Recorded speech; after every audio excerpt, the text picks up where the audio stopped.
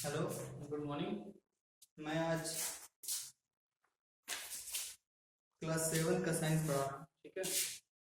इसमें पहला चैप्टर है आपका न्यूट्रिशन इन प्लांट्स, पौधों में पोषण। ठीक है।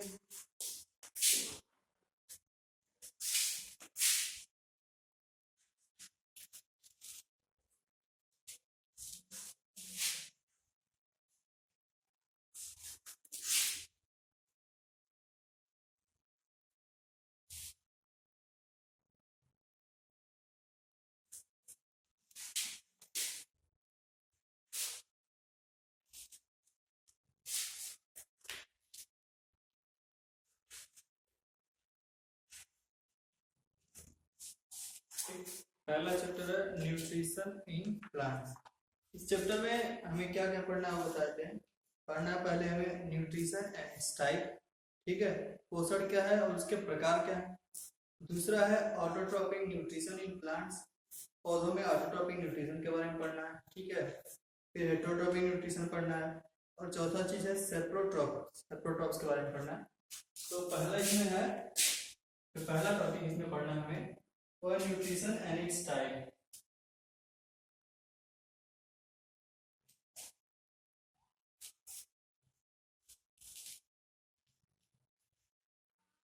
ठीक है। पोषण और उनके प्रकार क्या है। इसमें लिखा है you already know that all living organisms required food. तो जानते हैं आपकी सभी जीवित प्राणियों को भोजन की आवश्यकता है। To grow, repair and damage part of their body and get energy to carry out life processes। अच्छा, भोजन हमें क्यों आवश्यक है। मान लो हमारे लिए भोजन की आवश्यकता क्या है, तो लिखा है टू ग्रो करने के लिए, वृद्धि के लिए। Repair and damage part of the body, जो अगर हमारी बॉडी में कहीं चोट लग जाए या फिर मान लो कहीं कट जाए तो वहाँ पे जो टिश्यू है, जो सेल्स हैं, वो डैमेज हो जाते हैं, तो उनकी रिपेयरमेंट के लिए भी भोजन आवश्यक है। And get energy to carry out life processes, और हमें जिंदा रहने के लिए एनर्जी की आवश्यकता है। तो भोजन हमें एनर्जी भी देता है। ठीक है।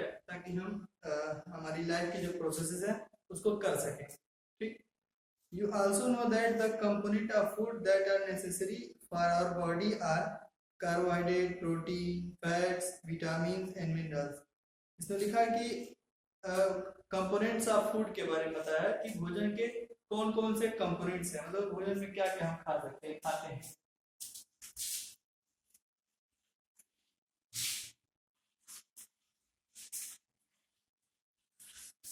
तो भोजन के इसमें लिखा है 5 चीजें लिखी हैं। कार्बोहाइड्रेट लिखा है, प्रोटीन लिखा है, फैट लिखा है, विटामिन एंड मिनरल्स।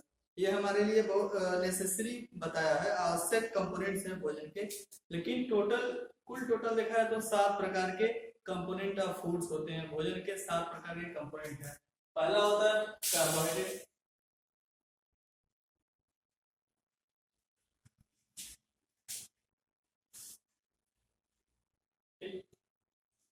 दूसरा होता है इसमें प्रोटीन,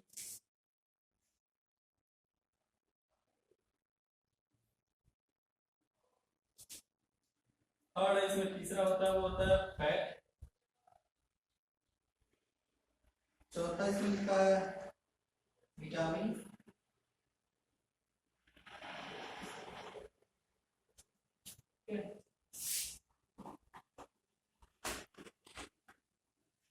पांचवा कंपोनेंट दिया है मिनरल। ठीक है। ये 5 इस बुक में लिखा है। ठीक है, इसमें लिखा है, लेकिन होते हैं टोटल 7। तो छठा होता है न्यूक्लिक एसिड।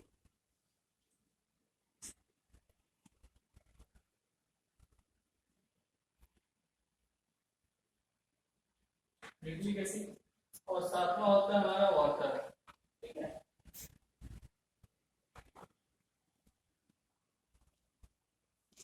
तो ये 7 ही कंपोनेंट है भोजन के, मतलब हम कुछ भी खाएं उसमें ये चीज से सिर्फ 7 ही चीजें प्रेजेंट रहेंगी।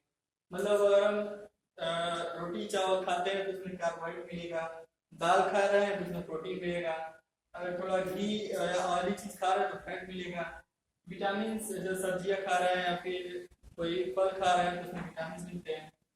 मिनरल्स तो जैसे नमक हो गया, ठीक है, नमक में आ गया मिनरल्स। छठा है न्यूक्लिक एसिड। न्यूक्लिक एसिड मतलब डीएनए आरएनए। डीएनए में से जो लोग मांस मछली खाते हैं तो उसमें सेल्स होती हैं, ठीक है, सेल्स के अंदर न्यूक्लियस, और न्यूक्लियस में ये न्यूक्लिक एसिड पाए जाते हैं, मतलब डीएनए और आरएनए पाए जाते हैं, ठीक है। और सातवां है हमारा वाटर, ठीक। तो कुछ भी खाएं हम उसमें बस ये सिर्फ 7 चीजें ही पाए जाएंगे, ठीक है। तो आगे देखते हैं क्या लिखा है। दीज आर कॉल्ड न्यूट्रिएंट्स, और इन्हें ही न्यूट्रिएंट्स कहा गया है, ठीक है। The process of taking in food by an organism and its utilization by body is called nutrition. और पोषण के बारे में बताया है कि एक भोजन को लेने की, ठीक है, किसी ऑर्गेनिज्म द्वारा भोजन को लेने की मतलब खाने का, और इसके यूटिलाइजेशन मतलब इसके उपयोग की जो विधि है हमारी बॉडी, मान लो हमने खाना खाया, ठीक, हमारी बॉडी ने इसका यूज किया, उसका यूज एनर्जी बनाने में किया। अगर विटामिन फैट किसी चीज की जरूरत है तो बॉडी ने उस भोजन को मतलब तोड़ के ब्रेक डाउन करके उस चीज का भरपाई किया, जो हमारे शरीर की आवश्यकता है उसको पूरी की उसने। तो इसी सभी चीजों को भोजन खाना और हमारी बॉडी द्वारा उसका यूज यूटिलाइजेशन, ये प्रोसेस जो होता है, ये विधि है जो न्यूट्रिशन कहलाता है, पोषण कहलाता है। मोड ऑफ न्यूट्रिशन, अब पोषण के क्या क्या मोड, विधि क्या है, तरीका क्या है, ठीक है। तो in living organisms food is the basic source of energy. जीवित प्राणियों में, लिविंग ऑर्गेनिजम्स में जो हमारा फूड है, भोजन है, वही एक बेसिक सोर्स है, मतलब मुख्य स्रोत है एनर्जी का, ठीक है। अगर हमें एनर्जी की आवश्यकता है तो हमें भोजन खाना ही पड़ेगा, मतलब इसके जो ये नहीं कि मतलब हमें एनर्जी चाहिए तो कुछ और कर ले, इलेक्ट्रिकल शॉक ले लें, ठीक है, कि चार्जिंग लगा दें हमें एनर्जी मिलेगी, नहीं, हमें भोजन खाना पड़ता है, खाना खाना पड़ता है, तभी हमें एनर्जी मिलेगी। Therefore, it is very important to know that how different organisms get their food. इसीलिए ये आवश्यक है, ये चीज आवश्यक है जानना कि कैसे अलग अलग प्राणी, अलग अलग जानवर भोजन, अपना अपना भोजन कैसे बनाते हैं, कैसे उन्हें भोजन मिलता है, ठीक है। Based on the food habitat, इनके फूड हैबिटेट के आधार पर, मतलब इनके भोजन का क्या मतलब हैबिट क्या है, मतलब ये क्या खाते हैं, कार्निवोरस हैं कि हर्बिवोरस हैं, ऑटोट्रॉफ हैं, हेटेरोट्रॉफ हैं, क्या है वो, उनके आधार पर the mode of nutrition in all living organisms are divided into 2 category. जो न्यूट्रिशन का मोड है, मतलब जो न्यूट्रिशन का प्रकार है, उसको 2 भागों में बांटा गया सभी जीवों में, ठीक है। वो है 2 भाग है, जो है वो है ऑटोट्रॉपिक न्यूट्रिशन, एक स्वपोषी जो पोषक होता है, पोषण होता है, और हेटेरोट्रॉपिक न्यूट्रिशन, ठीक है, जो परपोषी न्यूट्रिशन पोषण है, उसके बारे में बताते हैं।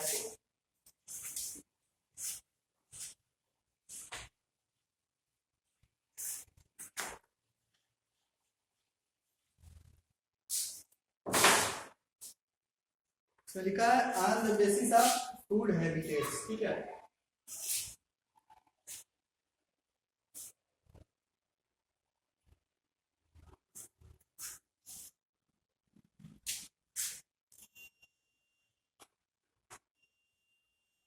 फूड हैबिट्स के आधार पे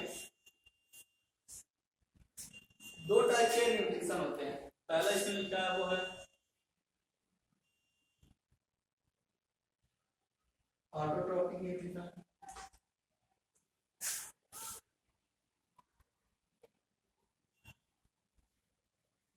दूसरा है इसमें हेटेरोट्रॉपिक न्यूट्रिशन।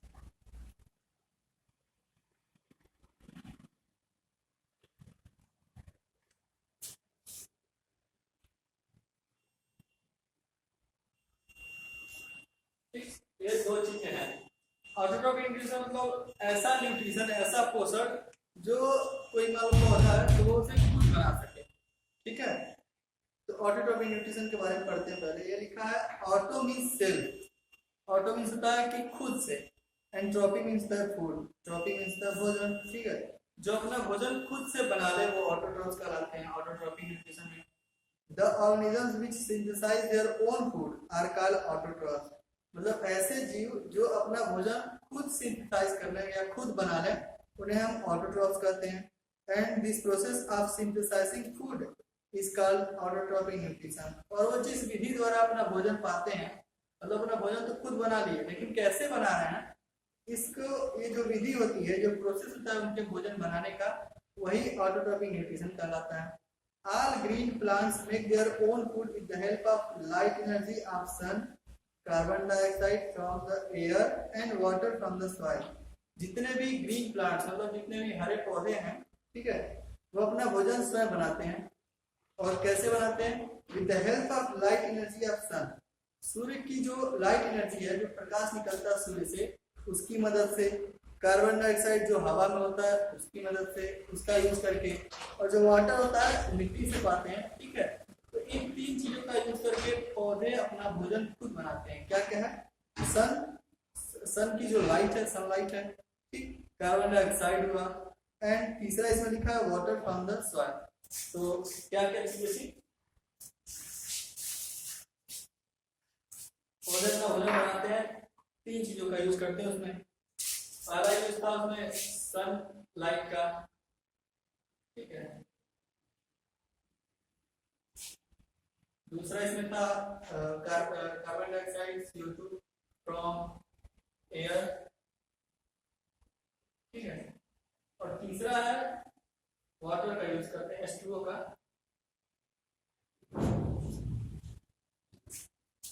From soil. ये तीन चीजें पौधों को जरूरी होती है, उनके लिए आवश्यक होता है अपना भोजन बनाने के लिए। तो अब इसका ये लिखा है कि this process is called photosynthesis.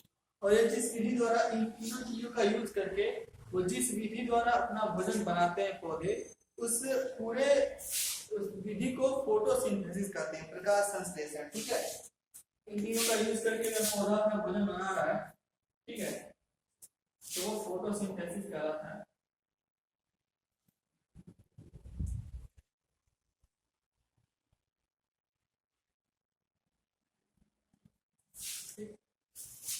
आगे लिखा है कि it is the process by which a plant use the energy from the light of sun to make its food.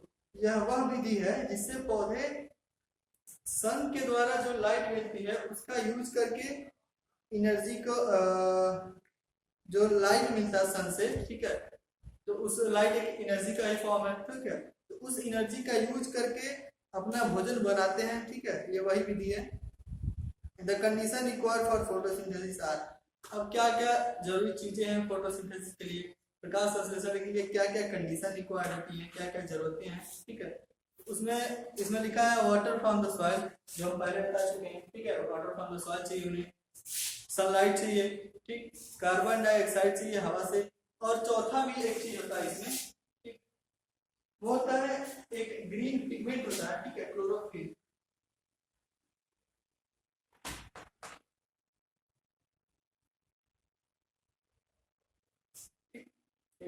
Chlorophyll पौधे के पत्तियों में पाया जाता है, हरे जो पत्तियां होती है ना, उसमें ये क्लोरोफिल नाम का एक पिगमेंट पाया जाता है। तो इन चारों का यूज होता है फोटोसिंथेसिस में, मतलब पौधे के भोजन बनाने में ये चार चीजों की आवश्यकता होती है।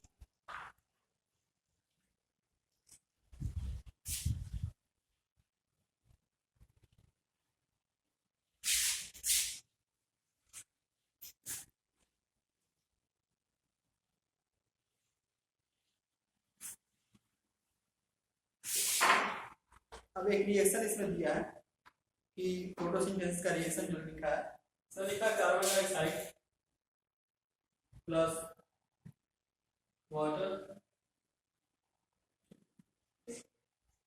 In the presence of sunlight. Sunlight है, क्लोरोफिल में ही होता है ये रिएक्शन।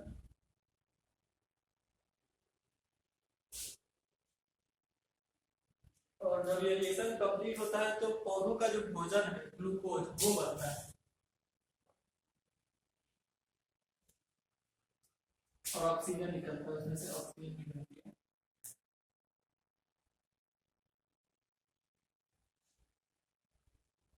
तो हमारा ओवरऑल रिएक्शन है फोटोसिंथेसिस का। फोटोसिंथेसिस में क्या होता है, CO2 H2O मिल करके सनलाइट की प्रेजेंस में क्लोरोफिल में ग्लूकोज बनाते हैं और ऑक्सीजन बनाते हैं, ठीक है।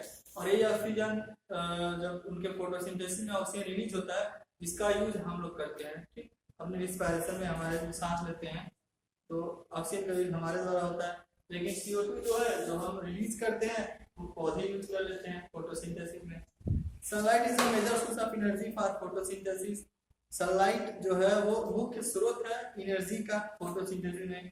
मतलब कोई भी रिएक्शन कराना होता है तो उसमें एनर्जी की आवश्यकता होती है। हमारे अंदर भी अगर बहुत से मेटाबॉलिक रिएक्शन चलते रहते हैं, मतलब अगर हम खाना खा रहे हैं तो पचता है, छोटे छोटे चीजों में टूटता है, तो हर काम के लिए एनर्जी की आवश्यकता होती है। तो इस फोटोसिंथेसिस जो प्रक्रिया है इसमें जो मेन सोर्स है एनर्जी का वो है सनलाइट। ठीक, leave has some special organelles called chloroplast which contain a green pigment chlorophyll. पत्तियों के पास एक स्पेशल ऑर्गेनल्स पाया जाता है। ठीक है, ऑर्गेनल्स मतलब होता है कि मान लो एक हमारा हाथ हो गया तो ऑर्गन हो गया, लेकिन इनमें भी अगर कोई चीज इसमें भी जो चीज पाई जा रही है इसके अंदर, या इसके अंदर मान लो अगर हमारे पास ये बोन्स है तो वो ऑर्गेनल्स की तरह हो गया। पत्तियों में पूरा पत्ती तो एक मान लो ऑर्गन है, एक पौधे का पत्ती उसका ऑर्गन हो गया, अंग हो गया, लेकिन पत्तियों में भी वेन्स पाई जाती हैं, नसें होती हैं, स्टोमेटा होता है, क्लोरोफिल होते हैं। तो उसमें भी क्लोरोप्लास्ट नाम का एक उसके अंदर भी एक अंगक वो होता है, अंग और अंगक। ठीक है, तो ऑर्गेनल्स होता है मतलब अंग से भी छोटा, अंग में ही पाया जाने वाला जो चीज है क्लोरोप्लास्ट, पत्ती में पाया जाता है क्लोरोप्लास्ट। ठीक है, जिसमें एक ग्रीन पिगमेंट क्लोरोफिल पाया जाता है और उसी में रिएक्शंस होती है। क्लोरोप्लास्ट के अंदर ही ये फोटोसिंथेसिस का रिएक्शन चलता है। Some plant like cacti do not have any leaves. कुछ पौधे ऐसे हैं जैसे कैक्टस हो गया, उसके पास तो पत्ती नहीं है, उसमें कहाँ क्लोरोप्लास्ट आ जाएगा, इसके बारे में बताते हैं।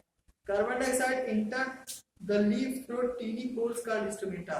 इसमें क्या होता है, जो कैक्टस जैसे पौधे हैं जिनमें पत्तियां ही नहीं है, तो उनमें क्या होता है कार्बन डाइऑक्साइड एक पत्ती के अंदर छोटा सा पोर पाया जाता है जिसको स्टोमेटा कहते हैं।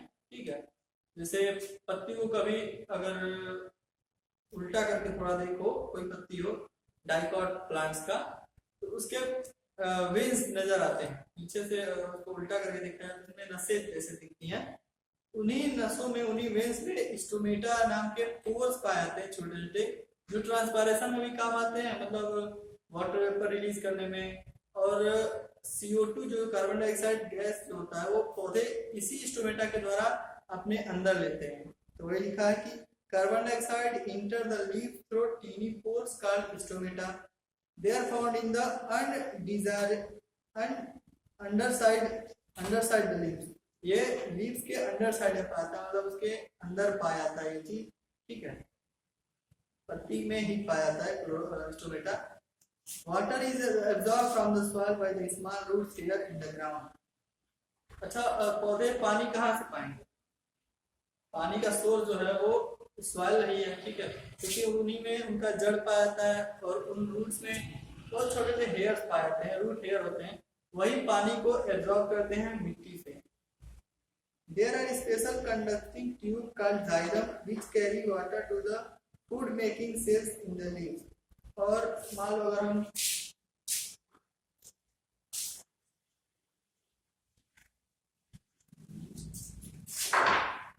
ये पौधा बनाया, मान लो पौधा बनाया,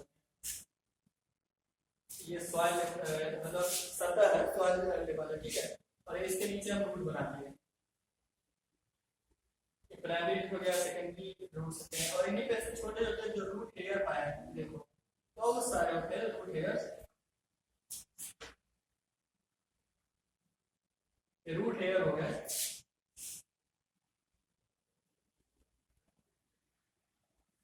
ठीक, और ये तो रूट है ही, प्राइमरी रूट है। इन्हीं रूट से पौधे वाटर को एब्जॉर्ब करते हैं मिट्टी से, सॉइल से। और अब क्या होता है कि एक इसमें भी एक ऐसे कंस्ट्रक्शन, मतलब एक समझ लो पाइपलाइन पड़ी होती है, जैसे पौधों में ऊपर से नीचे तक, रूट तक, ऐसे एक पाइपलाइन खंभा मान पार्ट डाल दिया गया, भगवान एक पाइपलाइन बना देते हैं पौधों में, इसका नाम होता है जाइलम।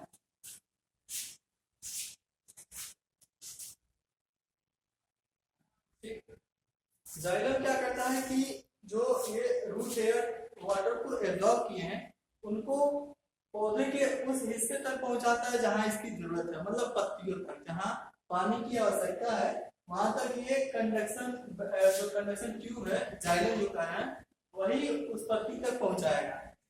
रूट की तरफ से पानी एब्जॉर्ब हुआ, वो गया जाइलम में, जाइलम ने इस पानी को पत्तियों तक पहुंचाया, ठीक है। which carry water to the food making cells in the leaf. Carbon dioxide combined with water using the stored energy in the chloroplast through a chemical reaction to produce the food glucose. अभी जो reaction लिखा है वही लिखा है इसमें कि अब क्या होता है, कार्बन डाइऑक्साइड पानी से जुड़ता है, जो भी ऊपर रिएक्शन लिखा है ना CO2 करके, इससे बनता है ग्लूकोज। पूरा नहीं लिखा है, रिएक्शन पहले लिखा चुके थे। यही कह रहा है कि carbon dioxide combined with water, पानी से कार्बन डाइऑक्साइड जुड़ता है, ठीक। Using the stored energy in the chloroplast through a chemical reaction to produce the food glucose. और इन सभी का यूज करके, एनर्जी का यूज करके वो अपना भोजन ग्लूकोज बना लेते हैं। The glucose is then transported through the special conducting tube called phloem to different part of the plants. अब क्या हुआ, अब तुम्हारा भोजन बनके तैयार हो गया। और ये पत्ती है पौधे की, ठीक है, ये पौधे की पत्ती, यहाँ पे भोजन बना, ग्लूकोज बन के तैयार हो गया। अब वो तो भोजन है पौधे का, अब उसको हर जगह पे जरूरत है। मान लो इस रूट को भी ग्लूकोज चाहिए, एनर्जी चाहिए, इस पत्ती को खुद एनर्जी चाहिए, स्टेम है, तना है, इसको भी चाहिए। तो सभी जगह में भोजन को पहुंचाने का काम, जो ग्लूकोज है इनका, उनको पहुंचाने का एक दूसरा कंडक्टिंग ट्यूब, एक और पाइपलाइन जो इसके साथ ही जाइलम के साथ होता है, वो काम आता है, उसका नाम है फ्लोएम। मान लो एक और पाइपलाइन यहाँ पे बन जाती है, क्या नाम होता है, फ्लोएम।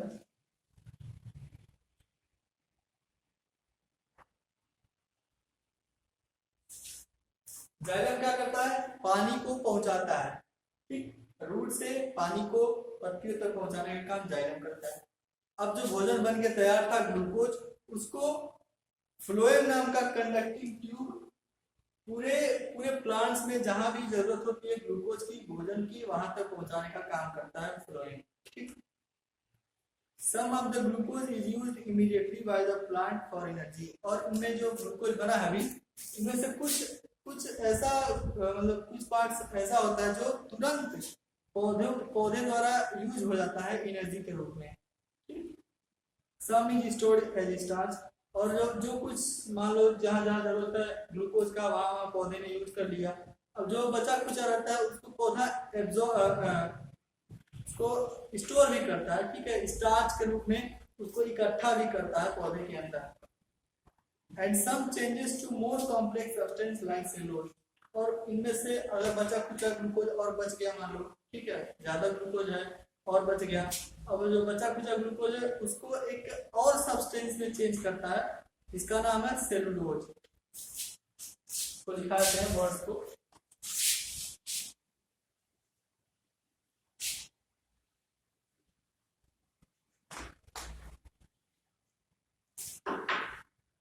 ग्लूकोज का कुछ हिस्सा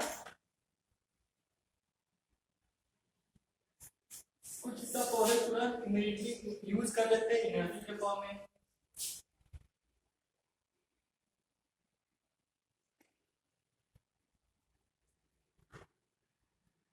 use by plant as energy के तौर पे वो तुरंत यूज कर लेते हैं। फिर मान लो अगर कुछ बच गया, उसको स्टार्च के रूप में स्टोर कर लिया, ठीक है, स्टार्च के रूप में उसने इकट्ठा कर लिया। और इससे भी अगर बचा खुचा कोई चीज बचा तो वो उसने एक और कंपोनेंट में, एक और सब्सटेंस में चेंज किया, जिसका नाम है सेलुलोज।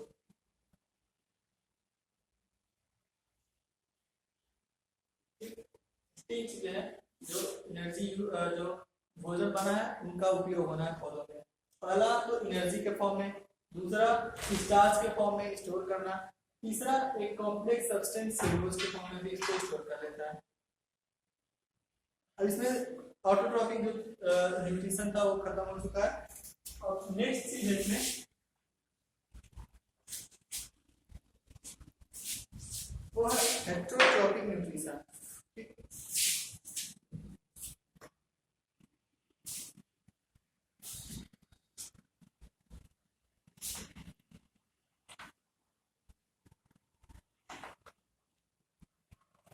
हेटेरोट्रॉफिक न्यूट्रिशन के बारे में हम नेक्स्ट लेक्चर में बताएंगे, ठीक है, नेक्स्ट चैप्टर, नेक्स्ट वीडियो में। Thank you.